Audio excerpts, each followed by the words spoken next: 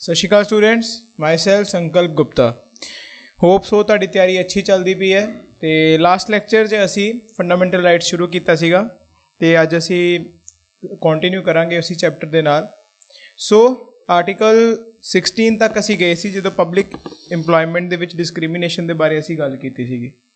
अज असी आर्टिकल 17 जो कि अनटचेबिलिटी दे नाल एसोसीएटेड है। जिवें कि तुहानूं पता है अनटचेबिलिटी नूं असी जे पंजाबी च कन्वर्ट करिए ਉਹਦਾ मतलब है छूआछात कि जो असी किसी को अपने लागे ना आन दईए, किसी एक पर्टिकुलर कम्यूनिटी के बंदे नूं असी थोड़ा लागे ना आन देना। कोई होर भी बहुत सारे टूल्स अनटचेबिलिटी के एक नहीं होंगे, सिर्फ छून दे नाल अनटचेबिलिटी नहीं होंगी। कई होर चीज़ां भी हैगियां जो डिस्क्रिमिनेट करो, जिवें तुसी उन्हां नूं कई चीज़ां पर्टिकुलर कोई आइटम है उन्होंने यूज़ ना करन दो जो कि तुसी कर रहे हो, वो भी एक अनटचेबिलिटी की चीज़ है। उन्होंने कोई जो पानी का फिल्टर है उतों पानी पी रहे हो, जितों उन्होंने पी लिया तुसी नहीं पीना, वो भी एक अनटचेबिलिटी का टूल है। सो यह बहुत ही डेंजरस चीज़ है, लाइक चीज़ होनी नहीं चाहिए। इसलिए साडे कॉन्स्टिट्यूशन के आर्टिकल 17 आया जिन्हें सानू प्रोटैक्शन दी है against the untouchability. So article 17 is associated with abolition of untouchability. Okay, so मैं तुहानू रीड कर देना पूरा। Article 17 abolishes untouchability and forbids its practice in any form. The enforcement of any disability arising out of untouchability shall be an offence punishable in accordance with the law. So मतलब जे कोई भी किसी बंदे ते effect पैंदा है untouchability करके ते वो जिहड़ी चीज़ है that will be like against the law, ते उन्होंने असी कोर्ट तक लैके जा सकते हैं उस चीज़ नूं। जो भी बंदा अनटचेबिलिटी दे नाल कन्विक्ट हुंदा है, जिन्होंने सज़ा मिलती है, वो इलैक्शन नहीं लड़ सकता पार्लीमेंट का, ना ही स्टेट लैजिस्लेटर असैंबली का। सो इलैक्शनस तो दूर हो जाता है और कंटैक्ट नहीं कर सकते इलैक्शनस। सो जेडे जेडे एक्ट्स हैगे ने, ठीक है, अनटचेबिलिटी दे मैं तुहानूं दस रहा सीगा कि कोई एक पर्टिकुलर टूल नहीं हैगा। जिवें कि डायरैक्टली मीनस कि तुसीं डायरैक्ट ही कह दो यार तू मैनूं हत्थ नहीं लगाना, वो अनटचेबिलिटी है। लेकिन इनडायरैक्ट वेज भी हैगे इहदे, जिवें कि preventing any person from entering any shop, hotel, public place of worship, place of public entertainment, इदां दी थावां ते जाण तो रोकना, ठीक है। Refusing to admit persons in the hospitals, educational institutions, hostels जो कि पब्लिक बेनिफिट वास्ते है। मैं तुहानूं एग्जाम्पल दिना, जिवें कोई रेस्ट हाउस है, रेस्ट हाउस पब्लिक वास्ते हुंदा है। हुण एक पर्टिकुलर कम्यूनिटी सपोज करो कोई जाती है उत्थे, तो उन्होंने उत्थे एकोमोडेशन मिल जाती है। बट एक सैकेंड कम्यूनिटी जाती है तो उन्होंने कह दिता जाता नहीं तुहानूं इत्थे एंट्रेंस नहीं है बिकॉज तुसी कोई छोटी जात तो, छोटी caste and many other things, ठीक है, जो इस टाइम साडी सोसाइटी हजे भी चलता है। सो इस दे आधार के उत्ते तुसी जे उन्होंने कहते हो नहीं तुहानूं एंटर नहीं करन देना, तो वो भी एक अनटचेबिलिटी का ही टूल है। डायरैक्ट हत्थ ना लगाण नूं असीं अनटचेबिलिटी नहीं कहते, इनडायरैक्ट फॉर्म्स भी हैगियां ने। ओके, सो डिस्क्रिमिनेशन जिवें कि आर्टिकल 15 असीं पढ़िया सीगा, ते यह भी की एक सॉर्ट ऑफ डिस्क्रिमिनेशन भी है। बट तुहानूं एग्जाम से जस्ट यही आना है आर्टिकल 17 एबॉलिशन ऑफ अनटचेबिलिटी, पहली चीज़ तुहानूं याद होनी चाहिए। So justifying untouchability on traditional, religious और फिलोसफिकल और अदर ग्राउंड्स, मतलब जे सपोज करो तुसी अनटचेबिलिटी करते हो ते बाद जो तुसी उन्होंने रिलीजियस ग्राउंड्स ते कहंदे हो, कोई ट्रेडिशनल ग्राउंड्स ते कहंदे हो, कोई होर ग्राउंड्स ते कहंदे हो कि असीं जस्टिफाई कर रहे हैं, तो जे तुसी अनटचेबिलिटी नूं जस्टिफाई कर रहे हो तां भी तो ही की होएगा, ऑफेंसिव एटीट्यूड होएगा तुहाडे अगेंस्ट एक ऑफेंस मन्निया जाएगा। Okay, so insulting a person belonging to the schedule caste on the ground of untouchability. So schedule caste community है जिवें साडी, ठीक है, उन्हां विच भी हजे भी चलदा है। कई बारी किसी नूं मतलब बहुत डेरोगेटरी स्टेटमेंट्स बोलियां जांदियां ने, जिवें मतलब लाइक सीधी पंजाबी च गल करा कह देने एससी कम्यूनिटी है, एससी बंदा है, ये वो बहुत इहो जिहियां गल्लां होंदियां जो कि बिल्कुल गलत है, ठीक है ना। सो इसलिए सानू ये चीज़ां तो बचन वास्ते साडे कॉन्स्टिट्यूशन दे एक आर्टिकल आंदा है, आर्टिकल 17, जिन्हों असीं कहने हैं abolition of untouchability. So next चलते हैं स्टूडेंट असीं अगले आर्टिकल दे उत्ते। Article 18 abolition of titles. जिवें कि स्टूडेंट्स हुण इस तो तुहानूं पुछ रहे हो कि किहड़े टाइटल्स तुसीं कह रहे हो, ठीक है। ਜਿਵੇਂ ਅਸੀਂ ਕਿਸੇ ਪਰਟੀਕੂਲਰ ਪਰਸਨ ਦੇ ਅੱਗੇ ਕੋਈ ਇੱਦਾਂ ਦਾ ਟਾਈਟਲ ਨਹੀਂ ਲਗਾ ਸਕਦੇ ਕਿ ਉਹ ਦੂਸਰੇ ਲੋਕਾਂ ਨਾਲੋਂ ਥੋੜ੍ਹਾ ਡਿਫਰੈਂਸ ਹੋ ਜਾਏ ਉਹਦੇ ਨਾਲ। ਜਿਸ ਤਰ੍ਹਾਂ ਸਪੋਜ਼ ਕਰੋ ਅਸੀਂ ਕਿਸੇ ਦੇ ਅੱਗੇ ਇਹ ਨਹੀਂ ਲਗਾ ਸਕਦੇ ਜੇ ਕੋਈ ਲਾਈਕ ਫੋਰ ਐਗਜ਼ਾਮਪਲ ਕੋਈ ਇੱਕ ਲੜਕਾ ਹੈ ਰਾਹੁਲ ਹੈ, ਠੀਕ ਹੈ, ਉਹਦੇ ਅਸੀਂ ਨਾਮ ਦੇ ਅੱਗੇ, ਠੀਕ ਹੈ, ਮਹਾਰਾਜਾ ਰਾਹੁਲ ਨਹੀਂ ਕਰ ਸਕਦੇ ਬਿਕੋਜ਼ ਇੱਦਾਂ ਦੇ ਟਾਈਟਲਸ ਹੁਣ ਬੰਦ ਹੋ ਚੁੱਕੇ ਨੇ। ਸੋ ਲੇਕਿਨ ਇਹ 'ਚ ਇੱਕ ਐਕਸੈਪਸ਼ਨ ਹੈ। ਹੁਣ ਜਿੱਦਾਂ ਸਾਨੂੰ ਅਵਾਰਡਸ ਮਿਲਦੇ ਆ, ਠੀਕ ਹੈ, ਉਹਦੇ ਵਿੱਚ ਜੇ ਪਦਮ ਸ਼੍ਰੀ, ਪਦਮ ਭੂਸ਼ਣ, ਪਦਮ ਵਿਭੂਸ਼ਣ ਆ, ਤੁਸੀਂ ਉਹ ਜਿਹੜੇ ਅਵਾਰਡਸ ਟਾਈਟਲਸ, ਉਹ ਵੀ ਟਾਈਟਲਸ ਹੀ ਹੁੰਦੇ ਜਿਹੜੇ ਅਸੀਂ ਕਿਸੇ ਇੱਕ ਨੋਰਮਲ ਪਰਸਨ ਨੂੰ ਦਿੰਦੇ ਹਾਂ, ਉਹ ਅਸੀਂ ਦੇ ਸਕਦੇ ਹਾਂ। ਉਹ ਅਸੀਂ ਇਹ ਨਹੀਂ ਕਹਿ ਸਕਦੇ ਕਿ ਉਹ ਵੀ ਇੱਕ ਟਾਈਟਲ ਆ ਅਤੇ ਤੁਸੀਂ ਦੇ ਨਹੀਂ ਸਕਦੇ। ਬਟ ਉਹਦੇ 'ਚ ਵੀ ਇੱਕ ਪ੍ਰੋਬਲਮ ਹੈ, ਤੁਸੀਂ ਨਾਮ ਦੇ ਅੱਗੇ ਉਹ ਟਾਈਟਲ ਨਹੀਂ ਲਗਾ ਸਕਦੇ। ਫੋਰ ਐਗਜ਼ਾਮਪਲ ਜਿਵੇਂ ਕਿ ਤੁਸੀਂ ਕਹਿ ਲਓ ਕਿ ਜੇ ਸਪੋਜ਼ ਕਰੋ ਕਿਸੇ ਇੱਕ XYZ ਪਰਸਨ ਨੂੰ ਮਿਲਦਾ ਹੈ ਪਦਮ ਵਿਭੂਸ਼ਣ ਦਾ ਅਵਾਰਡ ਮਿਲਦਾ ਹੈ, ਪਦਮ ਸ਼੍ਰੀ ਮਿਲਦਾ, ਤੁਸੀਂ ਲੇਕਿਨ ਇਹ ਨਹੀਂ ਕਹਿ ਸਕਦੇ ਕਿ Padma Shri XYZ person, okay. ਤੁਸੀਂ ਇੱਦਾਂ ਨਹੀਂ ਉਹਨੂੰ ਯੂਜ਼ ਕਰ ਸਕਦੇ। ਟਾਈਟਲ ਤੁਸੀਂ ਉਹਨਾਂ ਨੂੰ ਦੇਤਾ ਹੈ, ਅਵਾਰਡ ਉਹਨਾਂ ਨੂੰ ਤੁਸੀਂ ਦੇਤਾ, ਬਟ ਤੁਸੀਂ ਉਹਨੂੰ ਐਜ਼ ਅ ਪ੍ਰੀਫਿਕਸ ਨਹੀਂ ਯੂਜ਼ ਕਰ ਸਕਦੇ ਨਾਮ ਦੇ ਅੱਗੇ। ਸੋ ਇਹ ਬਹੁਤ ਇੰਪੋਰਟੈਂਟ ਹੈ ਬਿਕੋਜ਼ ਡਿਸਕ੍ਰਿਮੀਨੇਸ਼ਨ ਲੱਗਦੀ ਹੈ। ਕੋਈ ਇੱਕ ਨੋਰਮਲ ਪਰਸਨ ਹੈ, ਠੀਕ ਹੈ, ਉਹ ਵੀ ਉਹਦੀ ਵੀ ਸੇਮ ਹੀ ਰਾਈਟਸ ਹੈ, ਸੇਮ ਲਾਜ਼ ਦੇ ਅੰਡਰ ਹੈ। ਇੱਕ ਜਸਟ ਬਿਕੋਜ਼ ਕਿਸੇ ਨੇ ਕੋਈ ਅਚੀਵਮੈਂਟ ਦਿੱਤੀ ਹੈ, ਸਾਨੂੰ ਉਹਨੂੰ ਡਿਫਰੈਂਸ਼ੀਏਟ ਕਰਕੇ ਨਹੀਂ ਦੱਸਣਾ ਚਾਹੀਦਾ because difference creates a gap between the society. Society 'ਚ ਇੱਦਾਂ ਦੇ ਜਦੋਂ ਟਾਈਟਲਸ ਆਉਂਦੇ ਆ ਡਿਫਰੈਂਸਿਸ ਕ੍ਰੀਏਟ ਹੋ ਜਾਂਦੇ ਆ, ਜੋ ਇਸ ਟਾਈਮ ਹੋ ਰਹੇ ਨੇ। ਸਾਡੀ ਸੁਸਾਇਟੀ 'ਚ ਬਹੁਤ ਪ੍ਰੋਬਲਮਸ ਨੇ, ਰਿਚ ਐਂਡ ਪੂਅਰ ਦਾ ਬਹੁਤ ਡਿਵਾਈਡ ਹੈ, ਉੱਚੀ ਨੀਵੀਂ ਜਾਤੀ ਦੀ ਬਹੁਤ ਡਿਵਾਈਡ ਹੈ। ਸੋ ਸਾਨੂੰ ਇਹਨਾਂ ਚੀਜ਼ਾਂ ਨੂੰ ਦੂਰ ਕਰਨ ਵਾਸਤੇ ਕੌਨਸਟੀਟਿਊਸ਼ਨ 'ਚ ਸਭ ਕੁਝ ਲਿਖਿਆ ਹੋਇਆ, ਬਟ ਕਿੰਨਾ ਅਪਲਾਈ ਹੁੰਦਾ ਹੈ ਤੁਹਾਨੂੰ ਵੀ ਪਤਾ। ਨੈਕਸਟ ਚੱਲਦੇ ਹਾਂ ਅਸੀਂ। ਦੂਸਰੀ ਇੱਕ ਹੋਰ ਚੀਜ਼ ਐਬੋਲੀਸ਼ਨ ਆਫ ਟਾਈਟਲਸ 'ਚ, ਅਸੀਂ ਕਿਸੇ ਫੋਰਨ ਕੰਟਰੀ ਤੋਂ ਵੀ ਟਾਈਟਲ ਨਹੀਂ ਲੈ ਸਕਦੇ। ਜਿਵੇਂ ਸਪੋਜ਼ ਕਰੋ ਜਦੋਂ ਆਜ਼ਾਦੀ ਦੇ ਟਾਈਮ ਤੋਂ ਪਹਿਲਾਂ ਜਿਹੜੇ ਸੀਗੇ ਬ੍ਰਿਟਿਸ਼ਰਸ, ਉਹ ਕਈ ਵਾਰੀ ਨਾ ਜਸਟ ਕਿਸੇ ਰਾਜਿਆਂ ਨੂੰ ਨਾ ਖੁਸ਼ ਕਰਨ ਵਾਸਤੇ ਨਾ ਟਾਈਟਲ ਲਗਾ ਦਿੰਦੇ ਸੀ ਉਹਨਾਂ ਅੱਗੇ, ਠੀਕ ਹੈ, ਅਤੇ ਉਹ ਟਾਈਟਲਸ ਦੇ ਨਾਲ ਨਾ ਉਹ ਬਹੁਤ ਜ਼ਿਆਦਾ ਖੁਸ਼ ਹੋ ਜਾਂਦੇ ਸੀਗੇ ਅਤੇ ਉਹਨਾਂ ਨੂੰ ਫਾਲਤੂ ਦੇ ਬ੍ਰਿਟਿਸ਼ਰਸ ਨੂੰ ਪ੍ਰਿਵਿਲੇਜਸ ਮਿਲ ਜਾਂਦੇ ਸੀ ਇਹਨਾਂ ਚੀਜ਼ਾਂ ਕਰਕੇ। ਅਤੇ ਉਹਦੇ ਨਾਲ ਬੇਸਿਕਲੀ ਕੀ ਹੋਇਆ, ਇੰਡੀਆ ਤੁਹਾਡਾ ਅਧੀਨ ਆ ਗਿਆ ਬ੍ਰਿਟਿਸ਼ਰਸ ਦੇ, ਠੀਕ ਹੈ ਨਾ। ਮੁਗਲਸ ਦੇ ਬਹੁਤ ਸਾਰੇ ਰੂਲਰ ਫਸ ਗਏ ਇਹਨਾਂ ਚੀਜ਼ਾਂ ਦੇ ਵਿੱਚ, ਖਾਸ ਕਰ ਸਾਡੀ ਹਿੰਦੂ ਕਮਿਊਨਿਟੀ ਦੇ ਉਸ ਟਾਈਮ ਬਹੁਤ ਸਾਰੇ ਰੂਲਰ ਸੀ, ਉਹਨਾਂ ਨੂੰ ਜਸਟ ਪੈਂਪਰ ਕਰਦੇ ਸੀ, ਟਾਈਟਲਸ ਦਿੰਦੇ ਸੀਗੇ ਅਤੇ ਉਹਨਾਂ ਤੋਂ ਕਿੰਨੀ ਸਾਰੀ ਪ੍ਰਿਵਿਲੇਜਸ ਲੈ ਜਾਂਦੇ ਸੀਗੇ। ਸੋ ਇਹ ਚੀਜ਼ਾਂ ਖਤਮ ਹੋ ਚੁੱਕੀਆਂ ਹੁਣ। ਅਸੀਂ ਕੋਈ ਫੋਰਨ ਕੰਟਰੀ ਤੋਂ ਟਾਈਟਲ ਨਹੀਂ ਐਕਸੈਪਟ ਕਰ ਸਕਦੇ, ਠੀਕ ਹੈ ਨਾ। ਸੋ ਧਿਆਨ ਰੱਖਣਾ ਤੁਸੀਂ ਇਸ ਚੀਜ਼ ਦਾ। 18 ਆਰਟੀਕਲ ਕੀ ਹੈ, ਐਬੋਲੀਸ਼ਨ ਆਫ ਟਾਈਟਲਸ। ਲੇਕਿਨ ਪਦਮ ਸ਼੍ਰੀ ਜਿਹੜੇ ਸਾਡੇ ਗੈਲੈਂਟਰੀ ਅਵਾਰਡਸ ਆ, ਇਹ ਅਸੀਂ ਦੇ ਸਕਦੇ ਨੇ, ਬਟ ਇਹਨਾਂ ਨੂੰ ਅਸੀਂ ਉਹਨਾਂ ਦੇ ਅੱਗੇ ਨਹੀਂ ਲਗਾ ਸਕਦੇ, ਨਾਮ ਦੇ ਅੱਗੇ ਨਹੀਂ ਲਗਾ ਸਕਦੇ। ਬਾਕੀ ਤੁਸੀਂ ਪਲੀਜ਼ ਰੀਡ ਕਰ ਲਿਓ ਸਾਰਾ, ਉਹਦੇ ਵਿੱਚ ਇਹ ਚੀਜ਼ਾਂ ਲਿਖੀਆਂ ਹੋਈਆਂ। ਓਕੇ, ਨੈਕਸਟ ਟੌਪਿਕ ਬਹੁਤ ਇੰਪੋਰਟੈਂਟ ਹੈ ਸਟੂਡੈਂਟਸ, ਫਰੀडम ਰਾਈਟਸ। ਓਕੇ, ਅਤੇ ਆਈ ਥਿੰਕ ਫੰਡਾਮੈਂਟਲ ਰਾਈਟਸ ਦਾ ਸਭ ਤੋਂ ਜ਼ਿਆਦਾ ਇੰਪੋਰਟੈਂਟ ਟੌਪਿਕ ਹੈ ਫਰੀडम ਰਾਈਟਸ, ਜਿਹਦੇ ਵਿੱਚ ਆਰਟੀਕਲ 19, 20, 21 ਅਤੇ 22 ਆਉਣਗੀਆਂ। ਆਰਟੀਕਲ 19 ਸਾਡਾ ਫੰਡਾਮੈਂਟਲ ਪ੍ਰਿੰਸੀਪਲ ਹੈ ਫਰੀडम ਦਾ। ਇਹਦੇ ਵਿੱਚ ਤੁਹਾਨੂੰ 6 ਪਾਰਟੀਕੂਲਰ ਫਰੀडम्स ਦਿੱਤੇ ਹੋਏ ਹੈ, ਜਿਨ੍ਹਾਂ ਨੂੰ ਅਸੀਂ ਯੂਜ਼ ਕਰਦੇ ਹਾਂ ਅਤੇ ਕਈ ਲੋਕ ਮਿਸਯੂਜ਼ ਵੀ ਕਰਦੇ ਆ, ਅਤੇ ਉਹ ਮਿਸਯੂਜ਼ ਵਾਸਤੇ ਵੀ ਕਈ ਰਿਸਟ੍ਰਿਕਸ਼ਨਸ ਦਿੱਤੀਆਂ ਹੋਈਆਂ ਨੇ।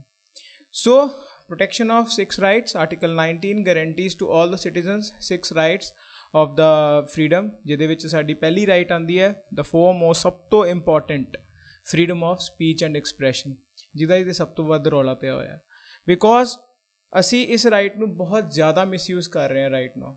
ਠੀਕ ਹੈ, ਕਈ ਪੋਲਿਸੀਜ਼ ਆਉਂਦੀਆਂ ਗਵਰਨਮੈਂਟ ਦੀਆਂ, ਸਾਨੂੰ ਹੱਕ ਹੈ ਕ੍ਰਿਟੀਸਾਈਜ਼ ਕਰਨ ਦਾ, ਗਵਰਨਮੈਂਟ ਸਾਨੂੰ ਰੋਕ ਨਹੀਂ ਸਕਦੀ, but you Kant like insight violence ਉਸ ਸਪੀਚ ਐਂਡ ਐਕਸਪ੍ਰੈਸ਼ਨ ਦੇ ਨੂੰ ਯੂਜ਼ ਕਰਕੇ ਕਲੌਜ਼ ਨੂੰ।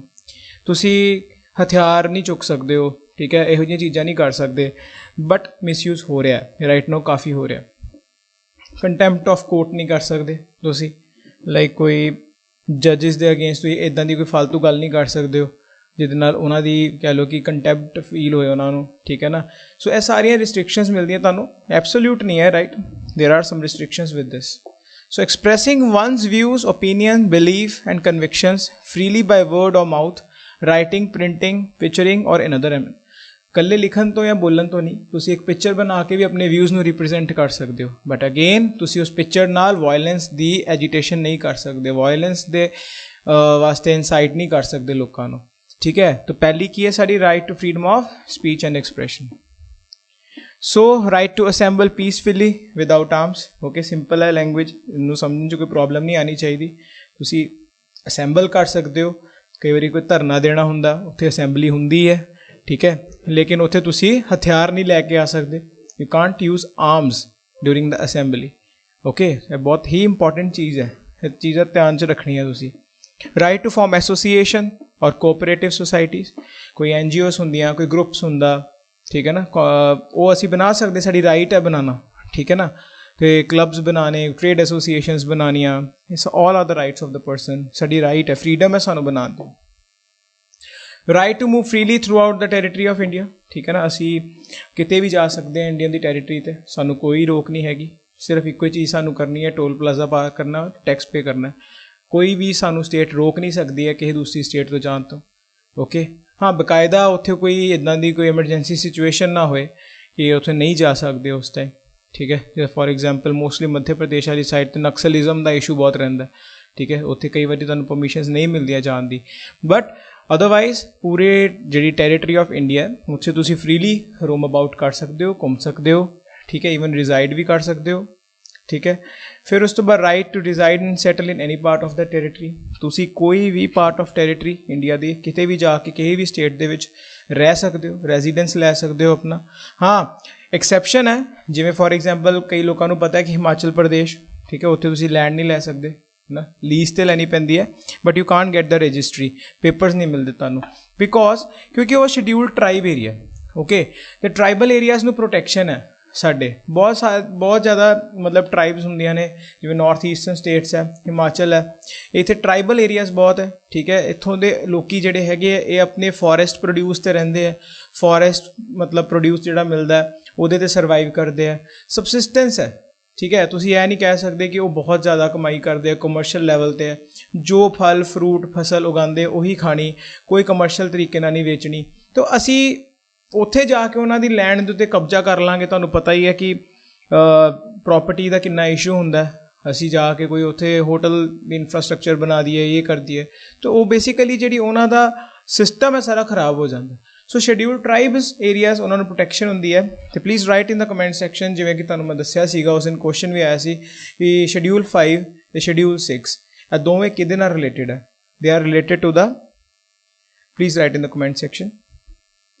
Schedule 5 and Schedule 6, they are related to the regulation of the areas which are scheduled areas, as well as 6 ਦੀ ਗੱਲ ਕਰੀਏ ਉਹ ਟਰਾਈਬਲ ਏਰੀਆਜ਼ ਹੈ, ਜਿਹਦੇ 'ਚ 4 ਸਟੇਟਸ ਆਉਂਦੀਆਂ, Assam, Tripura, I think Mizoram and Manipur, ਅਤੇ ਇਹ 4 ਨਾਰਥ ਈਸਟਰਨ ਸਟੇਟਸ ਆ ਜਾਂਦੀਆਂ। ਸੋ ਆਪਾਂ ਅੱਗੇ ਚੱਲਦੇ ਹਾਂ। ਦੀਜ਼ ਆਰ ਆਲ ਦ ਫਰੀਡਮਸ ਜੋ ਸਾਨੂੰ ਮਿਲਦੇ ਆ। ਲਾਸਟ ਅਸੀਂ ਗੱਲ ਕਰਾਂਗੇ ਫਰੀਡਮ, ਕਿ ਅਸੀਂ ਕੋਈ ਵੀ ਪ੍ਰੋਫੈਸ਼ਨ ਕਰ ਸਕਦੇ ਹਾਂ, ਕਿਸੇ ਵੀ ਤਰੀਕੇ ਦਾ ਬਿਜ਼ਨਸ ਕਰ ਸਕਦੇ ਹਾਂ। ਹਾਂ ਬਟ ਹੁਣ ਅਸੀਂ ਇਹ ਕਹਿ ਤਾ ਕਿ ਅਸੀਂ ਕਰ ਸਕਦੇ ਹਾਂ ਬਿਜ਼ਨਸ, ਇਹਦਾ ਮਤਲਬ ਇਹ ਨਹੀਂ ਹੈ ਕਿ ਤੁਸੀਂ ਕੋਈ ਡਰੱਗਸ ਨੂੰ ਸਪਲਾਈ ਕਰਨਾ ਸ਼ੁਰੂ ਕਰ ਦਿਓ, ਤੁਸੀਂ ਸਮਗਲਿੰਗ ਨੂੰ ਕਰਨਾ ਸ਼ੁਰੂ ਕਰ ਦਿਓ, ਠੀਕ ਹੈ। ਹੈ ਤਾਂ ਹੈਗੀ ਪ੍ਰੋਫੈਸ਼ਨਸ ਆ, but these are illegal professions. ਇਹਨਾਂ ਵਾਸਤੇ ਅਲੱਗ-ਅਲੱਗ ਧਾਰਾਵਾਂ ਬਣੀਆਂ ਹੋਈਆਂ ਜੋ ਤੁਹਾਨੂੰ ਪ੍ਰੋਟੈਕਟ ਕਰਨਗੀਆਂ ਕਰਨ ਤੋਂ। ਓਕੇ, ਕੋਈ ਵੀ ਆਕੂਪੇਸ਼ਨ ਕਰ ਸਕਦੇ ਹੋ, ਕੋਈ ਬਿਜ਼ਨਸ ਕਰ ਸਕਦੇ ਹੋ, ਠੀਕ ਹੈ, ਸਟਾਰਟਅਪ ਖੋਲ੍ਹ ਸਕਦੇ ਹੋ। ਸਟਾਰਟਅਪਸ ਨੂੰ ਤਾਂ ਅੱਜ ਕੱਲ੍ਹ ਬਹੁਤ ਜ਼ਿਆਦਾ ਪ੍ਰਮੋਟ ਕੀਤਾ ਜਾ ਰਿਹਾ। ਸੋ it doesn't include the right to carry any profession that is immoral. So immoral means ਜੋ basically ਚੰਗਾ ਨਹੀਂ ਹੈ, ਠੀਕ ਹੈ ਨਾ।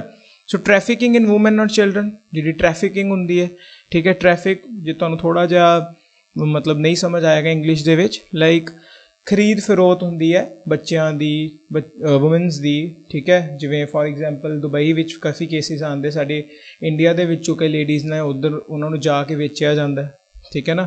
ਸੋ ਇਹ ਚੀਜ਼ਾਂ ਨਹੀਂ ਕਰ ਸਕਦੇ, ਇਲੀਗਲ ਹੈ, ਡੇਂਜਰਸ ਹੈ, ਹਾਰਮਫੁਲ ਡਰੱਗਸ, ਐਕਸਪਲੋਸਿਵਸ, ਠੀਕ ਹੈ, ਇਹ ਸਾਰੀ ਇਲੀਗਲ ਕੰਮ ਹੈ, ਇਹ ਨਹੀਂ ਕਰ ਸਕਦੇ ਤੁਸੀਂ। ਸੋ ਤੁਸੀਂ ਇੱਕ ਗੱਲ ਦੇਖ ਸਕਦੇ ਹੋ ਕਿ ਐਵਰੀਥਿੰਗ ਇਜ਼ ਰਿਟਨ ਅ ਕੌਨਸਟੀਟਿਊਸ਼ਨ, ਸਭ ਕੁਛ ਲਿਖਿਆ ਹੋਇਆ, ਕੁਛ ਓਲਾ ਨਹੀਂ ਹੈਗਾ, ਠੀਕ ਹੈ। ਇੱਕ ਇੱਕ ਚੀਜ਼ ਲਿਖੀ ਹੋਈ ਹੈ, ਤੁਸੀਂ ਕੋਈ ਵੀ ਇੱਦਾਂ ਦਾ ਕੰਮ ਨਹੀਂ ਕਰ ਸਕਦੇ ਤੁਸੀਂ ਕਹੋਗੇ ਕਿ ਉਹਨੂੰ ਲੂਪ ਹੋਲ ਨੂੰ ਯੂਜ਼ ਕਰਕੇ ਕਰ ਦਿਓ। ਇਸੇ ਲਈ ਸਾਡੇ ਕੌਨਸਟੀਟਿਊਸ਼ਨ ਨੂੰ ਕਾਫੀ ਅੱਛਾ ਗਿਣਿਆ ਜਾਂਦਾ, ਕਾਫੀ ਕੰਟਰੀਜ਼ ਦੇ ਵਿੱਚ ਮੰਨਦੇ ਆ ਇਸ constitution. So last thing I want to say that ਕਿ all the rights are not absolute. Fundamental rights ਪਹਿਲੀ ਗੱਲ ਐਬਸੋਲਿਊਟ ਨਹੀਂ ਹੈਗੀਆਂ, ਮੀਨਸ ਕਿ ਤੁਸੀਂ ਕਹਿ ਲਓ ਕਿ ਕੰਪਲੀਟਲੀ ਫੋਲੋ ਨਹੀਂ ਹੋ ਸਕਦੀ, ਰਿਸਟ੍ਰਿਕਸ਼ਨਸ ਨੇ ਇਹਨਾਂ ਉੱਤੇ। ਪਹਿਲੀ restriction sovereignty and integrity of India ਨੂੰ ਮੇਨਟੇਨ ਕਰਨਾ, ਠੀਕ ਹੈ। Security of the state, friendly relation with the foreign states, public order, preserving decency, preserving morality, and in relation to the contempt of court. Students, ਪਟਵਾਰੀ ਦੇ paper 'ਚ ਇਹ question ਆਇਆ, right to freedom of speech and expression is available to the citizens of our country except with the restrictions। ਉਹਦੇ ਦੇ ਅੰਦਰ 4 options ਲਿਖੇ ਸੀਗੇ, ਇਹ ਜਿਹੜੇ ਤੁਹਾਨੂੰ ਮੈਂ ਸਲਾਈਡ 'ਚ ਦੱਸ ਰਿਹਾ, ਇਹ ਸਾਰੇ ਦੇ ਸਾਰੇ ਉਹਦੇ ਵਿੱਚ ਸੀ, ਲੇਕਿਨ ਇੱਕ ਅਟੋਨਮੀ ਦਾ ਸੀਗਾ ਆਸਪੈਕਟ ਜੋ ਨਹੀਂ ਸੀਗਾ ਉਹਦੇ 'ਚ, ਮਤਲਬ ਮੈਂਸ਼ਨਡ ਸੀਗਾ, ਜਿਹਨੂੰ ਅਸੀਂ ਕਹਿਣਾ ਸੀਗਾ ਕਿ this is not the part of the restrictions. So ਇਹ ਕੁਐਸਚਨ ਜਿਹੜਾ ਉਹ ਹੈਗਾ ਪਟਵਾਰੀ ਦਾ ਇਸ ਸਲਾਈਡ 'ਚੋਂ ਸੋਲਵ ਹੋ ਰਿਹਾ। So all the questions will be solve from our slides. ਤੁਸੀਂ ਇਹਨੂੰ ਰੈਗੂਲਰਲੀ ਪੜ੍ਹੋ, ਇਹ ਸਾਰੇ ਨੋਟਸ ਤੁਹਾਨੂੰ ਇੱਥੋਂ ਕਿਤੋਂ ਨਹੀਂ ਪ੍ਰੋਵਾਈਡ ਹੋਣੇ, ਬੁੱਕਸ 'ਚ ਵੀ ਨਹੀਂ ਇਹ ਚੀਜ਼ਾਂ ਹੈਗੀਆਂ, ਅਸੀਂ ਥੋੜ੍ਹਾ ਡਿਟੇਲ ਜਾ ਕੇ ਕਰ ਰਹੇ ਹਾਂ। ਇੱਕ ਵਾਰੀ ਤੁਸੀਂ ਇਹਨਾਂ ਨੂੰ ਸਮਝ ਆਓਗੇ, ਤੁਹਾਨੂੰ ਸਾਰੀ ਲਾਈਫ 'ਚ ਈਜ਼ੀ ਰਹੇਗਾ ਕੋਈ ਵੀ ਟੈਸਟ ਦੇਣਾ। ਸੋ ਨੈਕਸਟ ਰਾਈਟ ਬਹੁਤ ਇੰਪੋਰਟੈਂਟ ਹੈ ਆਰਟੀਕਲ 20, ਪਲੀਜ਼ ਆਪਣੀ ਕਾਪੀਜ਼ ਦੇ ਵਿੱਚ ਨੋਟ ਕਰ ਲਓ, ਥੋੜ੍ਹਾ ਜਿਹਾ ਲਿਖ ਵੀ ਲਿਓ 2 ਵਾਰੀ ਤਾਂ ਕਿ ਯਾਦ ਹੋ ਜੇ, ਠੀਕ ਹੈ। ਹੁਣ in the respect of conviction of the offences, ਜਿਹੜੇ offense ਹੁੰਦੇ ਆ, ਅਸੀਂ ਕੁਝ ਗਲਤ ਕੰਮ ਕਰਦੇ ਆ, ਠੀਕ ਹੈ, ਜੋ ਵੀ ਤੁਹਾਡੇ ਮਤਲਬ ਕੋਈ offense ਕਰਤਾ, ਚੋਰੀ ਕਰ ਲਈ, ਥੈਫਟ ਕਰਨ ਤੋਂ, ਉਹ ਵੀ ਇੱਕ offense ਹੈ, ਠੀਕ ਹੈ, ਰੇਪ, ਮਰਡਰ, ਸਾਰੇ offenses ਹੈ। ਹੁਣ ਉਸ ਟਾਈਮ ਅਰੈਸਟ ਤੇ ਹੋ ਜਾਂਦੀ ਹੈ, ਠੀਕ ਹੈ, ਬੰਦੇ ਦੀ, ਜਿੱਦਾਂ ਜਿਸਨੇ ਵੀ offense ਕੀਤਾ ਹੈ ਉਹਨੂੰ ਮਤਲਬ ਉਹਦੀ ਅਰੈਸਟ ਤੇ ਹੋਗੀ। the thing is ਕਿ ਜਿਹੜੀ ਉਸ ਤੋਂ ਬਾਅਦ ਪ੍ਰੋਟੈਕਸ਼ਨ ਕੀ ਮਿਲਣੀ ਹੈ offense ਦੀ, ਠੀਕ ਹੈ, ਅਰੈਸਟ ਤੋਂ ਬਾਅਦ ਬੰਦੇ ਨੂੰ ਕੀ ਮਿਲਣਾ ਵਾ ਪ੍ਰੋਟੈਕਸ਼ਨ, ਠੀਕ ਹੈ, ਉਹਦੇ ਬਾਰੇ ਅਸੀਂ ਗੱਲ ਕਰਾਂਗੇ। Article 20 grants protection against the arbitrary and excessive punishment to an accused person, ਠੀਕ ਹੈ। ਦੇਖੋ ਆਰਬਿਟਰੇਰੀ ਵੀ ਹੁੰਦੀ ਹੈ, ਠੀਕ ਹੈ, ਗਲਤ ਤਰੀਕੇ ਨਾਲ ਅਰੈਸਟ ਵੀ ਹੁੰਦੀ ਹੈ, ਤੇ ਉਹਦੇ ਅੱਗੇ ਸਾਨੂੰ ਪ੍ਰੋਟੈਕਸ਼ਨ ਚਾਹੀਦੀ ਹੁੰਦੀ ਹੈ, ਠੀਕ ਹੈ। ਵੈਦਰ ਸਿਟੀਜ਼ਨ ਔਰ ਫੋਰਨਰ, ਦੇਖੋ ਫੋਰਨਰਸ ਨੂੰ ਵੀ ਇਹ ਮਿਲੇਗੀ, ਤੁਸੀਂ ਇਹ ਨਹੀਂ ਕਹਿ ਸਕਦੇ ਕਿ ਫੋਰਨ ਤੋਂ ਕੀ ਹੈ ਉਹਨੂੰ ਇਲੀਗਲੀ ਡਿਟੇਨ ਕਰ ਦਿਓ। ਆਰਬਿਟਰੇਰੀ ਮੀਨਸ ਆਪਣੀ ਮਰਜ਼ੀ ਦੇ ਨਾਲ ਉਹਨੂੰ ਅਰੈਸਟ ਕਰ ਲਿਆ, ਠੀਕ ਹੈ। ਸੋ ਉਹਨਾਂ ਨੂੰ ਵੀ ਹੈ, ਉਹਨਾਂ ਨੂੰ ਵੀ ਲਾਇਰ ਅਟੇਨ ਹੋਏਗਾ, ਜੋ ਨੋਰਮਲ ਸਿਟੀਜ਼ਨਸ ਨੂੰ, ਈਵਨ ਫੋਰਨਰ ਬੰਦਾ ਵੀ ਕੁਝ offense ਕਰਦਾ ਹੈ, ਉਸ ਤੋਂ ਬਾਅਦ ਉਹਨੂੰ ਵੀ ਹੈਲਪ ਕੀਤੀ ਜਾਏਗੀ ਥਰੂ ਆਵਰ ਲਾਅ। ਸੋ 3 ਚੀਜ਼ਾਂ ਤੁਹਾਨੂੰ ਪਤਾ ਹੋਣੀ ਚਾਹੀਦੀਆਂ ਆਰਟੀਕਲ 20 ਦੇ ਵਿੱਚ। ਥੋੜ੍ਹਾ ਜਿਹਾ ਟ੍ਰਿਕੀ ਕੰਸੈਪਟ, ਠੀਕ ਹੈ, ਲੇਕਿਨ ਸਮਝਣਾ ਪੈਣਾ ਹੈ ਬਿਕੋਜ਼ ਆਰਟੀਕਲ 20 ਬਹੁਤ ਹੀ ਫੰਡਾਮੈਂਟਲ ਆਸਪੈਕਟ ਹੈ। ਪਹਿਲੀ ਚੀਜ਼ ਨੋ ਐਕਸ ਪੋਸਟ ਫੈਕਟੋ ਲਾਅ, ਇਹਨੂੰ ਅਸੀਂ ਸਕਿਪ ਕਰਦੇ ਹਾਂ। ਸੈਕਿੰਡ ਤੇ ਥਰਡ ਪੁਆਇੰਟ ਤੇ ਆ ਜਾਓ। ਨੋ double ਜੈਪਰਡੀ, no person shall be prosecuted and punished for the same offence more than once। ਦੇਖੋ ਇਹਦਾ ਮਤਲਬ ਇਹ ਨਹੀਂ ਹੈ ਕਿ ਇੱਕ ਵਾਰੀ ਜੇ ਕਿਸੇ ਨੇ ਚੋਰੀ ਕਰ ਲਈ ਤਾਂ ਉਹ ਦੂਸਰੀ ਵਾਰੀ ਚੋਰੀ ਕਰੇਗਾ ਤੇ ਉਹਨੂੰ ਸਜ਼ਾ ਨਹੀਂ ਹੋਏਗੀ। ਇੱਦਾਂ ਤੇ ਫਿਰ ਸਾਰੇ ਹੀ ਇੱਕ ਵਾਰੀ ਚੋਰੀ ਕਰਕੇ ਖਾਰਿਜ ਹੋ ਜਾਣ। ਇਹਦਾ ਕਹਿਣ ਦਾ ਮਤਲਬ ਹੈ ਕਿ ਜੇ ਸਪੋਜ਼ ਕਰੋ ਚੋਰੀ ਵਾਸਤੇ ਇੱਕ ਸਜ਼ਾ ਮਿਲ ਗਈ ਹੈ, ਠੀਕ ਹੈ, ਉਹਨੇ ਜਦੋਂ ਸਜ਼ਾ ਕੰਪਲੀਟ ਕਰ ਲਈ ਉਹਨੂੰ ਦੁਬਾਰਾ ਫਿਰ ਉਸੇ ਜੁਰਮ ਵਾਸਤੇ ਸਜ਼ਾ ਨਹੀਂ ਮਿਲ ਸਕਦੀ। ਪਲੀਜ਼ ਇਹਨੂੰ ਸਮਝ ਲਿਓ, ਬਹੁਤ ਵਾਰੀ ਕੁਐਸਚਨ ਗਲਤ ਹੁੰਦਾ ਬੱਚਿਆਂ ਦਾ, ਇਹ ਕਈ ਵਾਰੀ ਕੁਐਸਚਨ ਅਲੱਗ ਤਰੀਕੇ ਨਾਲ ਲਿਖਿਆ ਹੁੰਦਾ, ਠੀਕ ਹੈ, ਇਹਨੂੰ ਧਿਆਨ ਨਾਲ ਸਮਝਣਾ ਇਸ ਚੀਜ਼ ਨੂੰ। ਪਲੀਜ਼ ਰਿਪੀਟ ਕਰਕੇ ਮੇਰੇ ਇਸ ਸਲਾਈਡ ਨੂੰ ਪਲੀਜ਼ ਦੇਖਣਾ ਤੇ ਇਹ ਸੁਣਨਾ। ਨੋ self ਇਨਕ੍ਰਿਮੀਨੇਸ਼ਨ, no person accused of any offence shall be compelled to be the witness against himself। ਜੇ ਸਪੋਜ਼ ਕਰੋ ਤੁਸੀਂ ਕੋਈ offence ਕੀਤਾ ਹੈ, A person ਨੇ offence ਕੀਤਾ ਹੈ, ਉਹ ਆਪਣੇ ਕੇਸ 'ਚ ਆਪਣਾ ਵਿਟਨੈਸ ਨਹੀਂ ਬਣ ਸਕਦਾ। Okay, please don't confuse with the lawyer and the witness. Lawyer ਬਣ ਸਕਦਾ ਹੈ, ਜੇ ਕਿਸੇ ਨੇ ਰੁਸਤਮ ਮੂਵੀ ਦੇਖੀ ਹੈ ਅਕਸ਼ੇ ਕੁਮਾਰ ਦੀ, ਲਾਇਰ ਬਣ ਸਕਦਾ ਹੈ, ਠੀਕ ਹੈ, ਬਟ ਉਹ ਆਪਣੇ ਅਗੇਂਸਟ ਵਿਟਨੈਸ ਨਹੀਂ ਬਣ ਸਕਦਾ। ਆਪਣੇ ਕੇਸ ਦੀ ਆਪਣੇ ਆਪ ਨੂੰ ਗਵਾਹੀ ਨਹੀਂ ਦੇ ਸਕਦਾ ਉਹ, ਕਿ ਉਹ ਆਪਣੇ ਆਪ ਹੀ ਕਹੇ ਜੱਜ ਸਾਹਿਬ ਮੈਂ ਬੁਲਾਉਣਾ ਚਾਹੁੰਦਾ ਆਪਣੇ ਆਪ ਨਹੀਂ, ਠੀਕ ਹੈ, against his own offence। And no ex post facto law, ਇਹਦਾ ਮਤਲਬ ਕੀ ਹੈ, ਸਿੰਪਲ ਸਮਝੋ। ਜੇ ਇੱਕ ਕੋਈ ਪਰਸਨ ਹੈ, ਮੈਂ ਤੁਹਾਡੇ ਨਾਲ ਗੱਲ ਕਰਨਾ ਚਾਹਾਂਗਾ, ਜੇ ਸਾਰਿਆਂ ਨੂੰ ਪਤਾ ਹੋਏਗਾ ਜਿਹੜਾ ਨਿਰਭਇਆ ਕੇਸ ਹੋਇਆ ਸੀਗਾ, ਰੇਪ ਕੇਸ ਹੋਇਆ ਸੀ ਦਿੱਲੀ ਦੇ ਵਿੱਚ, ਉਹਦੇ ਵਿੱਚ ਕੀ ਹੋਇਆ ਸੀਗਾ, ਜਿਹੜਾ ਵੀ ਕਲਪ੍ਰਿਟ ਸੀਗਾ ਉਹਨੂੰ ਸਜ਼ਾ ਤਾਂ ਮਿਲ ਗਈ ਸੀਗੀ, ਬਟ ਉਸ ਟਾਈਮ ਉਹ ਜੁਵੇਨਾਈਲ ਸੀਗਾ। ਜੁਵੇਨਾਈਲ ਮੀਨਸ ਬੱਚਾ ਸੀਗਾ।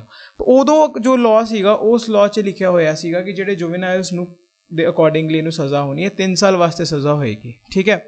ਉਹਨੂੰ ਉਸ ਟਾਈਮ 3 ਸਾਲ ਦੀ ਸਜ਼ਾ ਮਿਲ ਗਈ, ਲੇਕਿਨ ਉਹਨੇ ਬਹੁਤ ਹੀਨੀਅਸ ਕ੍ਰਾਈਮ ਕੀਤਾ ਸੀਗਾ, ਬਹੁਤ ਗੰਦਾ ਕ੍ਰਾਈਮ ਕੀਤਾ ਸੀਗਾ, ਜੋ ਕਿ ਉਹ ਫਾਂਸੀ ਦੀ ਸਜ਼ਾ ਡਿਜ਼ਰਵ ਕਰਦਾ ਸੀ, ਬਿਕੋਜ਼ ਉਹਨੇ ਬਹੁਤ ਗੰਦੇ ਤਰੀਕੇ ਦੇ ਨਾਲ ਰੇਪ ਕੀਤਾ ਸੀਗਾ।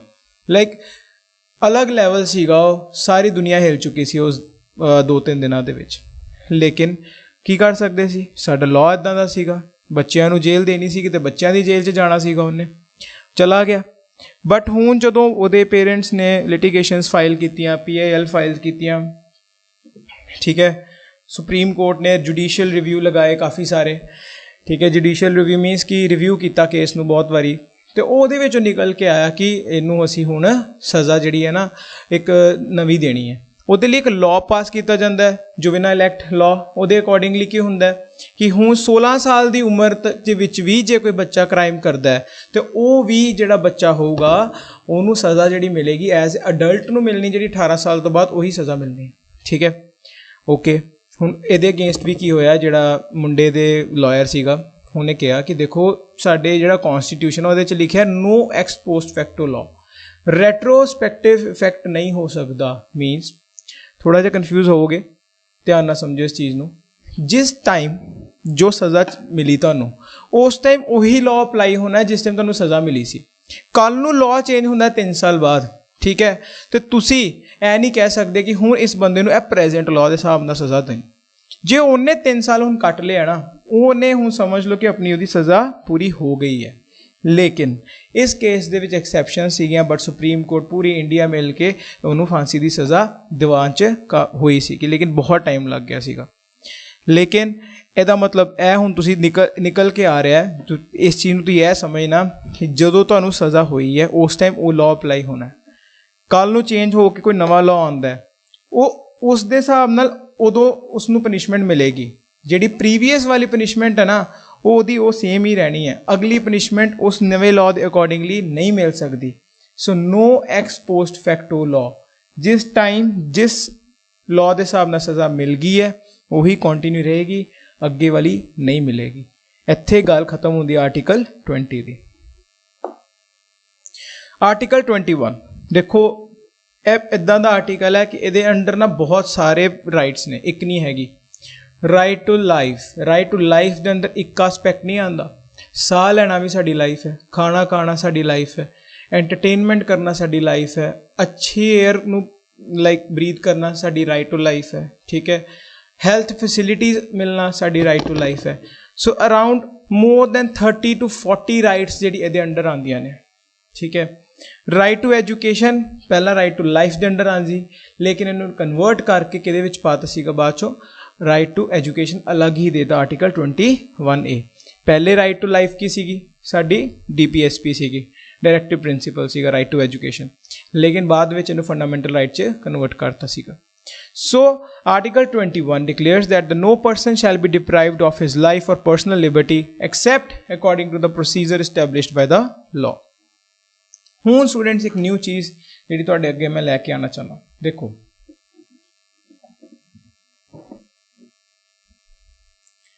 ਦੋ ਚੀਜ਼ਾਂ ਹੁੰਦੀਆਂ। ਪਹਿਲੇ ਅਸੀਂ ਗੱਲ ਕਰਾਂਗੇ ਪ੍ਰੋਸੀਜਰ established by law। ਇਹ ਧਿਆਨ ਨਾਲ ਸੁਣਿਓ ਸਟੂਡੈਂਟਸ, ਬਹੁਤ ਇੰਪੋਰਟੈਂਟ ਹੈ। ਤੁਸੀਂ ਕਿਸੇ ਤੋਂ ਨਾ, ਗਵਰਨਮੈਂਟ ਕਿਸੇ ਵੀ ਬੰਦੇ ਤੋਂ ਉਹਦੀ ਰਾਈਟ ਟੂ ਲਾਈਫ ਛੀਨ ਸਕਦੀ ਹੈ, ਠੀਕ ਹੈ, ਲੇਕਿਨ ਇੱਕ ਪ੍ਰੋਸੀਜਰ ਬਣਿਆ ਹੋਇਆ ਉਹਦੇ ਅਕੋਰਡਿੰਗਲੀ। ਜੇ ਉਹ ਪ੍ਰੋਸੀਜਰ ਫੋਲੋ ਨਹੀਂ ਹੋਏਗਾ ਨਾ, ਠੀਕ ਹੈ, ਤੇ ਉਹਦੇ ਅਗੇਂਸਟ ਆਪਾਂ ਐਕਸ਼ਨ ਨਹੀਂ ਲੈ ਸਕਦੇ। ਉਹ ਜਿਹੜੀ ਜੁਡੀਸ਼ੀਅਲ ਰਿਵਿਊ ਲੱਗ ਕੇ ਉਹ ਖਾਰਿਜ ਹੋ ਜਾਏਗਾ। ਠੀਕ ਹੈ, this right is available to both citizens and non citizens. Citizen ਨੂੰ ਵੀ ਮਿਲਦੀ ਹੈ ਤੇ ਨॉन ਸਿਟੀਜ਼ਨ ਨੂੰ ਵੀ ਮਿਲਦੀ ਹੈ। The right to life is not merely confined to animal existence or survival. ਠੀਕ ਹੈ, ਇਹ ਇਕੱਲੀ ਸਿਰਫ ਸਰਵਾਈਵਲ ਵਾਲਿਆਂ ਵਾਸਤੇ ਨਹੀਂ ਹੈ, but it also includes the right to live with human dignity. ਠੀਕ ਹੈ, ਸਿਰਫ ਜੀਣਾ ਹੀ ਸਾਡੀ ਰਾਈਟ ਨਹੀਂ ਹੈ, ਲੇਕਿਨ ਉਹਨੂੰ ਅੱਛੇ ਤਰੀਕੇ ਨਾਲ ਜੀਣਾ ਵੀ ਸਾਡੀ ਰਾਈਟ ਹੈ। ਠੀਕ ਹੈ, ਤੁਸੀਂ ਕਿਸੇ ਨੂੰ ਜੇ ਸਾਹ ਲੈਣ ਦੇ ਰਿਹਾ ਮਤਲਬ ਇਹ ਨਹੀਂ ਹੈ ਕਿ ਤੁਹਾਡੀ ਰਾਈਟ ਟੂ ਲਾਈਫ ਕੰਪਲੀਟ ਹੋ ਗਈ ਹੈ। ਜੇ ਕੋਈ ਗਰੀਬ ਬੰਦਾ ਰੋਟੀ ਨਹੀਂ ਖਾ ਸਕਦਾ, ਉਹਨੂੰ ਰੋਟੀ ਵੀ ਪ੍ਰੋਵਾਈਡ ਕਰਨੀ ਪਏਗੀ, ਉਹਦੀ ਰਾਈਟ ਟੂ ਲਾਈਫ ਦੇ ਅੰਡਰ ਆਉਂਦੀ ਹੈ। ਉਹ ਚੈਲੰਜ ਕਰ ਸਕਦਾ ਕੋਰਟ 'ਚ ਵੀ ਇੰਨਾ ਗਰੀਬ ਹੈ, ਮੈਨੂੰ ਸਰਕਾਰ ਰਾਸ਼ਨ ਨਹੀਂ ਪ੍ਰੋਵਾਈਡ ਕਰ ਸਕਦੀ। ਠੀਕ ਹੈ, ਤਾਂ ਆਰਟੀਕਲ 21 ਦੇ ਥਰੂ ਜਾ ਸਕਦਾ ਕੋਰਟ ਦੇ ਵਿੱਚ। ਠੀਕ ਹੈ, ਸੋ ਆਲ ਦਾ ਮਤਲਬ ਜਿਹੜੀ ਵੀ ਚੀਜ਼ਾਂ ਇੱਕ ਇਨਸਾਨ ਦੀ ਲਾਈਫ ਨੂੰ ਮੀਨਿੰਗਫੁਲ ਬਣਾਉਣ, ਠੀਕ ਹੈ, ਉਹਦੀ ਲਾਈਫ ਨੂੰ ਕੁਛ ਇਸ ਲੈਵਲ 'ਤੇ ਰੱਖਣ ਕਿ ਉਹ ਬੰਦਾ ਸੁਸਾਇਟੀ ਦੇ ਵਿੱਚ ਥੋੜ੍ਹਾ ਜਿਹਾ ਸਟੈਂਡ ਕਰ ਸਕੇ, ਉਹ ਸਾਰੀ ਰਾਈਟ ਟੂ ਲਾਈਫ ਦੇ ਅੰਡਰ ਆਉਂਦੀ ਹੈ। ਵਰਥ ਲਿਵਿੰਗ ਬਣਾ ਸਕੇ ਉਹਦੀ life. Okay,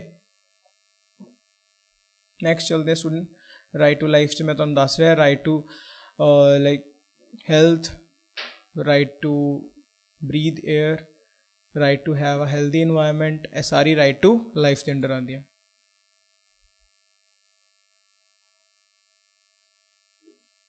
Okay, Article 21A ध्यान रखियो students, it's not article 22, confuse नहीं होना। आर्टिकल 21 तुसीं इदां याद कर सकते हो, एजुकेशन भी साडी एक मीनिंगफुल बनाती है लाइफ। तो आर्टिकल 21A इंसर्ट किया गया सी जानबूझ के, पहला DPSP सीगा, बाद चो की कन्वर्ट होया है तुहाडा fundamental right, article 21A।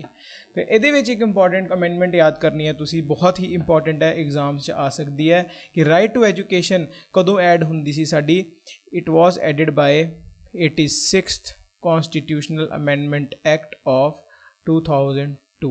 Very important question आन दे पूरे चांसिस है, ठीक है।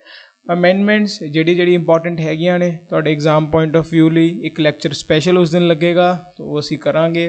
राइट नो जो भी तुहानूं लभ रही हैं उन्होंने लिखते रहो। पहला की सीगी है DPSP सी, यह तुसीं याद रखना। तो DPSP किहड़े पार्ट च आंदा, right in the comment section students. DPSP comes in the part 4 of the constitution, तो आर्टिकल 45। प्लीज़ ये 2-3 चीज़ां याद रखनियां, फैक्ट्स है आ सकते हैं। एक होर चीज़ राइट टू एजुकेशन दे विच एज लिमिट याद कर लियो, 6 to 14। 6 to 14 ईयर्स दे विच जिहड़ी भी मतलब स्टूडेंट्स हैगे है उन्होंने राइट टू दी एजुकेशन दी प्रोवाइड करनी होंदी है। सी अगे चलते हैं स्टूडेंट।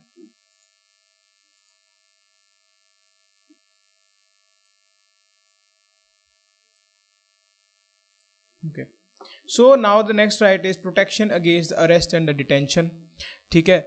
जिदा मतलब वो तो कन्विक्शन सीगी, ऑफेंस करता तो कन्विक्ट करता, हुण की है अरेस्ट दे अगेंस्ट है, ठीक है। Article 22 grants protection to the persons who are arrested and detained. हुण जिन्हों अरेस्ट कर लिया, जिन्हों डिटेन करता है, उस तो बाद हुण उन्होंने किहड़ी राइट्स मिलती है, की प्रोसीजर हुंदा दस रहा तुहानूं। डिटेंशन इज ऑफ 2 टाइप, एक हुंदी प्यूनिटिव, एक हुंदी प्रिवेंटिव। देखो ये चीज़ ध्यान नाल सुन लियो, बहुत इंपॉर्टेंट है। नाले तुसी पंजाब कॉन्स्टेबल दे विच जाना है तो तुहानूं ये बहुत इंपॉर्टेंट चीज़ है, जिन्हें सब इंस्पैक्टर बनना है, कुछ भी बनना, तो यह चीज़ां तुहानूं पता होनी चाहिए बेसिक। एक प्यूनिटिव हुंदी है, एक प्रिवेंटिव हुंदी है। देखो प्यूनिटिव हुंदी है कि कुछ कीता है, वो फैक्ट है, उन्हें एक्चुअली थैफ्ट की है, एक्चुअली रेप किया है, एक्चुअली मर्डर किया है, तो उन्होंने सज़ा हुई है। प्रिवेंटिव हुंदा है कि वह शायद कर सकता है तो इनू अरेस्ट कर लो, यह चीज़ का डिफरेंस है। शक के आधार पर जो किसी को अरेस्ट करोगे उन्होंने कहने असीं प्रिवेंटिव डिटेंशन, लेकिन फैक्ट्स के आधार पर किसी को अरेस्ट करोगे उन्होंने कहने प्यूनिटिव डिटेंशन। प्लीज़ इनू चंगी तरह समझ लियो, रिपीट कर देना एक बारी होर। फैक्ट्स मीनस प्रूवन फैक्ट है कि इन्हें किया है, वो प्यूनिटिव है। शक है जो तुहानूं कर सकता है, ये साडी सोसाइटी वास्ते डेंजरस है, शायद एक मुंडा कुड़ियां वास्ते सेफ नहीं है, शायद एक बंदा साडी सोसाइटी च कोई एक्सप्लोजिव कर सकता है, तो उन्होंने ही शक के आधार पर कर लेने arrest. Really a sad reality कि मैक्सीमम डिटेंशनस जो अज के टाइम हो रही हैं प्रिवेंटिव होने लग गए, जो कि साडी गवर्नमेंट तुहानूं पता है काफ़ी हद तक इसनूं कर रही है। मैं किसी गवर्नमेंट के अगेंस्ट नहीं जाना चाहता, बट रियली प्रिवेंटिव डिटेंशन बहुत ही इलीगल वे नाल यूज़ किया जा रहा है, इसका मिसयूज़ हो रहा है, ठीक है। अंग्रेज़ों ने लॉ लिया सीगा प्रिवेंटिव डिटेंशन, जो कि इंडियंस हुण इस टाइम उन्होंने मिसयूज़ कर रहे हैं। सो आज़ादी तो मिल गई है, लेकिन हजे भी कई प्रिंसीपल्स इहो जिहे ने जो बहुत ही अगेंस्ट आ इन्हां चीज़ों उत्ते। सो अगे चलते हैं प्यूनिटिव प्रिवेंटिव दा। मतलब प्यूनिटिव मीनस जिद्दां तुहानूं दसदा after trial and conviction, trial होने तो बाद उन्होंने कन्विक्ट करना, तो preventive means punishment without trial. So तुहानूं मैं एक चीज़ पूछना चाहना, मेरा महात्मा गांधी के लैक्चर भी एक अपलोडेड है, प्लीज़ वो जाके देखियो। महात्मा गांधी ने रॉयल टैक्ट के अगेंस्ट भी अपने आप एजीटेट किया सीगा। रॉयल टैक्ट भी की सीगा, विदाउट ट्रायल पनिशमेंट कर दे सकते सी तुसीं इंडियंस नूं, तो अज के टाइम च ते रॉयल टैक्ट के टाइम च कोई फर्क नहीं रहा, बस इंडियंस राज कर रहे हैं, कम वही ने इस time. The first part of article 22 deals with the ordinary law and the includes. So जो सपोज करो तुसी प्यूनिटिव मीनस कि फैक्ट के आधार पर सज़ा मिल गई है। पहली चीज़ right to be informed and of the grounds of arrest. Obviously जिवें तुसीं अरेस्ट हो गए तो उन्होंने दसना पेगा कि तुसीं क्यों अरेस्ट होए हो, तुहानूं क्यों अरेस्ट कर रहे हैं, पहली चीज़ दसनी पेगी। फिर तुहानूं एक लीगल प्रैक्टिशनर तो मिलाना पेगा, एक लॉयर भी उन्होंने प्रोवाइड करना पेगा। यह तुहाडी राइट है अपने आप नूं एक लॉयर दे नाल कंसल्ट करन दी। जे तुहाडे कोल नहीं है तुहानूं फ्री प्रोवाइड कराया जाएगा, because providing free legal aid is a directive principle. Okay, so करवाया जाएगा। Right to be produce before a magistrate, ਜਿਵੇਂ ਅਰੈਸਟ ਹੁੰਦਾ ਉਸ ਤੋਂ 24 ਘੰਟੇ ਬਾਅਦ ਸਾਨੂੰ ਮੈਜਿਸਟ੍ਰੇਟ ਦੇ ਕੋਲ ਲੈ ਕੇ ਜਾਣਾ ਪੈਂਦਾ, ਠੀਕ ਹੈ, ਐਕਸਕਲੂਡਿੰਗ ਦਾ ਜਰਨੀ ਟਾਈਮ ਨੂੰ ਹਟਾ ਕੇ। Right to be released after 24 hours unless the magistrate authorizes the further detention. So right to be released after the 24 hours unless the magistrate authorizes the further detention. Like ਜੇ suppose ਕਰੋ magistrate ਨਹੀਂ ਕਹਿੰਦਾ ਕਿ 24 ਘੰਟੇ ਤੋਂ ਬਾਅਦ ਉਹਨੂੰ ਅਸੀਂ ਡਿਟੇਨ ਕਰ ਸਕਦੇ ਹਾਂ, ਉਦੋਂ ਤੱਕ ਜਦ ਤੱਕ ਪਰਮਿਟ ਨਹੀਂ ਕਰਦਾ ਤੁਸੀਂ ਉਹਨੂੰ ਜੇਲ੍ਹ ਵਿੱਚ ਨਹੀਂ ਲੈ ਕੇ ਜਾ ਸਕਦੇ। ਹਾਂ 24 ਘੰਟੇ ਬਾਅਦ ਮੈਜਿਸਟ੍ਰੇਟ ਕਹਿ ਦੇਗਾ ਕਿ ਹਾਂ ਤੁਸੀਂ ਲੈ ਕੇ ਜਾ ਸਕਦੇ ਹੋ, then you can continue with the detention of the person. ਸੋ ਅੱਗੇ ਚੱਲਦੇ ਹਾਂ ਸਟੂਡੈਂਟਸ, ਆਰਟੀਕਲ 22 ਕੰਟੀਨਿਊ ਕਰਦੇ ਹਾਂ। ਪਹਿਲਾਂ ਤਾਂ ਹੋ ਗਿਆ ਕਿ ਉਹਨੂੰ ਸ਼ੱਕ ਦੇ ਆਧਾਰ 'ਤੇ ਨਹੀਂ, ਫੈਕਟਸ ਦੇ ਆਧਾਰ 'ਤੇ ਅਸੀਂ ਕਰ ਦਿੱਤਾ, ਡਿਟੇਨ ਕਰਤਾ, ਉਹਨੂੰ ਪ੍ਰੋਟੈਕਸ਼ਨ ਵੀ ਪ੍ਰੋਵਾਈਡ ਕਰਤੀ ਹੈ। ਦ ਸੈਕਿੰਡ ਪਾਰਟ ਡੀਲਸ ਵਿਦ ਜਦੋਂ ਅਸੀਂ ਸ਼ੱਕ ਦੇ ਆਧਾਰ 'ਤੇ ਉਹਨੂੰ ਕਰਨਾ, ਠੀਕ ਹੈ। ਹੁਣ ਸ਼ੱਕ ਦੇ ਆਧਾਰ 'ਤੇ ਵੀ ਕੁਛ ਸਾਨੂੰ ਚੀਜ਼ਾਂ ਨੂੰ ਪ੍ਰੋਟੈਕਸ਼ਨ ਦੇ ਵਿੱਚ ਪ੍ਰੋਵਾਈਡ ਕਰਨੀਆਂ, ਐ ਨਹੀਂ ਕਿ ਬਿਲਕੁਲ ਕਰ ਲਿਆ, ਕੋਈ ਜ਼ਿੰਦਗੀ ਨਹੀਂ ਉਸ ਬੰਦੇ ਦੀ, ਉਹ 'ਚ ਵੀ ਪ੍ਰੋਟੈਕਸ਼ਨ ਦਿੱਤੀ ਹੈ। ਜਿਵੇਂ the detention of the person cannot exceed 3 months unless an advisory board reports sufficient cause for the extended। ਇੱਕ advisory board ਹੁੰਦਾ, judges of the high court ਬਹਿੰਦੇ ਆ, ਜੇ ਉਹ ਐਡਵਾਈਜ਼ ਕਰਨਗੇ ਕਿ ਹਾਂ 3 months ਤੋਂ ਬਾਅਦ ਤੁਸੀਂ ਇਹਨੂੰ ਡਿਟੇਨ ਕਰ ਸਕਦੇ ਹੋ, ਫਿਰ ਉਹ ਐਕਸਟੈਂਡ ਕਰਦਾ, ਨਹੀਂ ਤੇ 3 months ਤੋਂ ਬਾਅਦ ਡਿਟੈਂਸ਼ਨ ਨਹੀਂ ਹੁੰਦੀ। 3 months is the time of maximum detention unless the advisory board recommends। the grounds of detention should be communicated to the detainee, ਠੀਕ ਹੈ, grounds ਦੱਸਣੇ ਹੀ ਪੈਣਗੇ ਕਿ ਇਸ ਕਾਰਨ ਤੈਨੂੰ ਲੈ ਕੇ ਜਾ ਰਹੇ ਹਾਂ, ਠੀਕ ਹੈ। ਮੋਸਟਲੀ ਤੁਸੀਂ ਕਦੀ ਦੇਖਿਆ ਹੋਏਗਾ, ਜਿੰਨੇ ਵੀ ਸਾਡੇ ਲਾਈਕ ਸਟੈਂਡਅਪ ਕਾਮੇਡੀ ਅੱਜ ਕੱਲ੍ਹ ਕਾਫੀ ਮਸ਼ਹੂਰ ਹੋ ਰਹੀ ਹੈ, ਸਟੈਂਡਅਪ ਕਾਮੇਡੀਅਨਸ ਦੇ ਨਾਲ ਇੱਕ ਸਾਡੇ ਫੋਰ ਐਗਜ਼ਾਮਪਲ ਤੁਹਾਨੂੰ ਮੈਂ ਦੱਸ ਦਿੰਦਾ, ਮੁਨਾਵਰ ਫਾਰੂਕੀ, ਠੀਕ ਹੈ। ਮੁਨਾਵਰ ਫਾਰੂਕੀ ਦੇ ਨਾਲ ਵੀ 2-3 ਵਾਰੀ ਇੱਦਾਂ ਹੋਇਆ, ਠੀਕ ਹੈ। ਉਹਦੀ freedom of speech and expression ਹੈ, ਉਹਨੇ ਕ੍ਰਿਟੀਸਾਈਜ਼ ਕੀਤਾ ਗਵਰਨਮੈਂਟ ਨੂੰ, ਬਟ ਉਹਨੇ ਕਈ ਚੀਜ਼ਾਂ ਇਹੋ ਜਿਹੀਆਂ ਬੋਲੀਆਂ ਜੋ ਕਿ ਅਗੇਂਸਟ ਅ ਪਰਟੀਕੁਲਰ ਰਿਲੀਜਨ ਸੀਗੀਆਂ, ਬਟ ਉੱਥੇ ਉਹ ਗਲਤ ਨਹੀਂ ਹੈ। You can criticise the government, okay, you have the freedom of speech and expression, ਠੀਕ ਹੈ। ਜਦ ਤੱਕ ਤੁਸੀਂ ਵਾਇਲੈਂਸ ਨਹੀਂ ਇਨਸਾਈਟ ਕੀਤੀ ਹੈ ਨਾ, ਤਾਂ ਤਦ ਤੱਕ ਤੁਸੀਂ ਨਹੀਂ ਹੋ ਸਕਦੇ ਡਿਟੇਨ, ਬਟ ਸਾਡੀ ਗਵਰਨਮੈਂਟ ਨੇ ਇਸ ਚੀਜ਼ ਨੂੰ ਮਿਸਯੂਜ਼ ਕੀਤਾ ਅਤੇ ਉਹਨਾਂ ਨੂੰ ਡਿਟੇਨ ਕੀਤਾ ਸੀਗਾ। ਸੋ ਸਭ ਤੋਂ ਪਤਾ ਲੱਗਦਾ ਅਸੀਂ ਕਿੰਨੇ ਫਰੀਡਮਸ ਜਾਂ ਕਿੰਨੇ ਸਾਡੀ ਰਾਈਟਸ ਇੱਥੇ ਚਲਦੀਆਂ ਪਈਆਂ।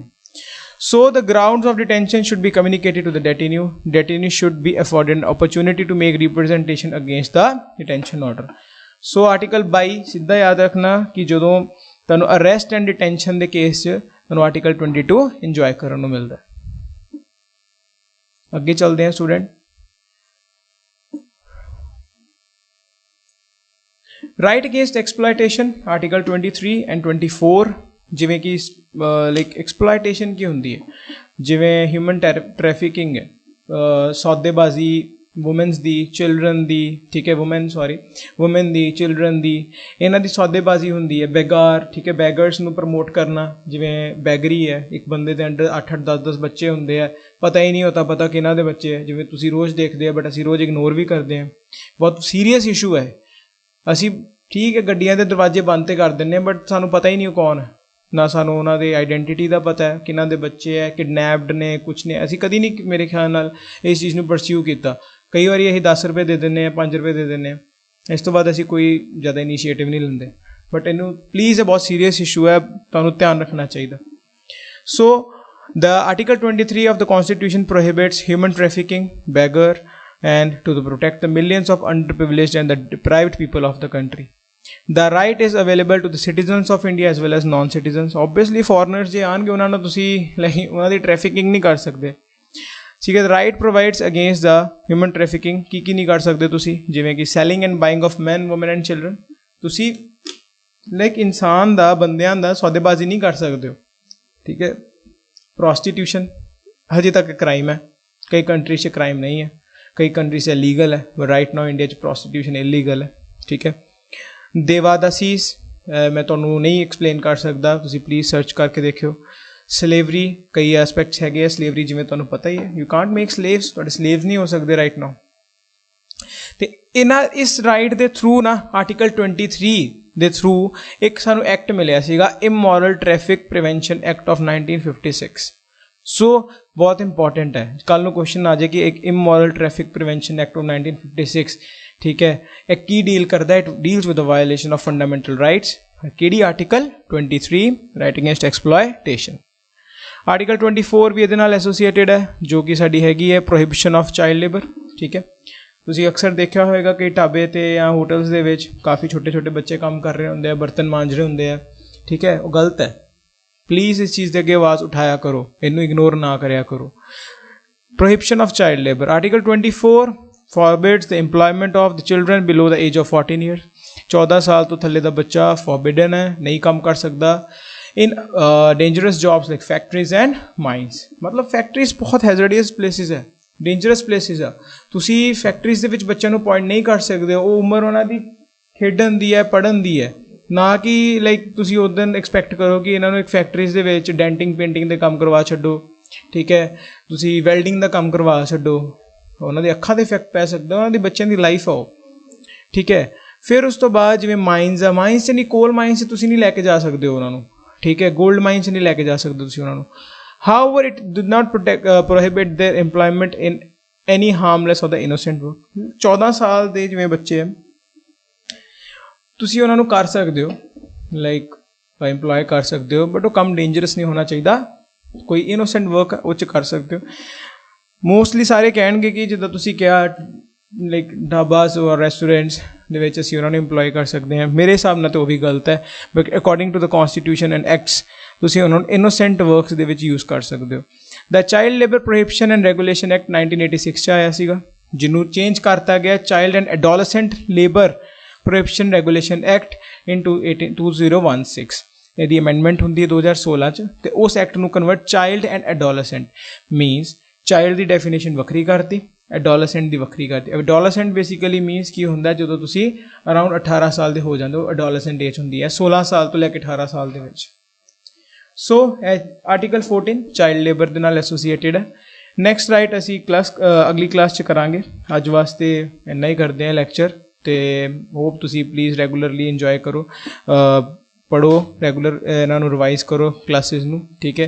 ਅਸੀਂ ਨੈਕਸਟ ਲੈਕਚਰ 'ਚ ਮਿਲਦੇ ਹਾਂ, ਤਦ ਤੱਕ ਲਈ ਤੁਸੀਂ ਪਿਛਲਾ ਰਿਵਾਈਜ਼ ਕਰਕੇ ਰੱਖਿਓ। ਅਤੇ MCQs ਜਿਹੜੇ ਵੀ ਮੈਂ ਤੁਹਾਡੇ 50 MCQs ਪਹਿਲੇ ਕਰਾਇਆ ਸੀਗਾ, ਉਹਨਾਂ ਨੂੰ ਪਲੀਜ਼ ਇੱਕ ਪ੍ਰੋਪਰ PDF ਫਾਰਮੈਟ 'ਚ ਲਿਖੋ, ਤੁਹਾਨੂੰ PDF ਫਾਰਮੈਟ ਉਹਦੀ ਮਿਲ ਜਾਏਗੀ MCQs ਦੀ, ਅਤੇ ਆਨਸਰ ਕੀ ਵੀ ਤੁਹਾਨੂੰ ਨਾਲ ਨਾਲ ਮਿਲ ਜਾਏਗੀ। So let's meet in the next session. This side Sankalp Gupta. ਜੈ ਹਿੰਦ।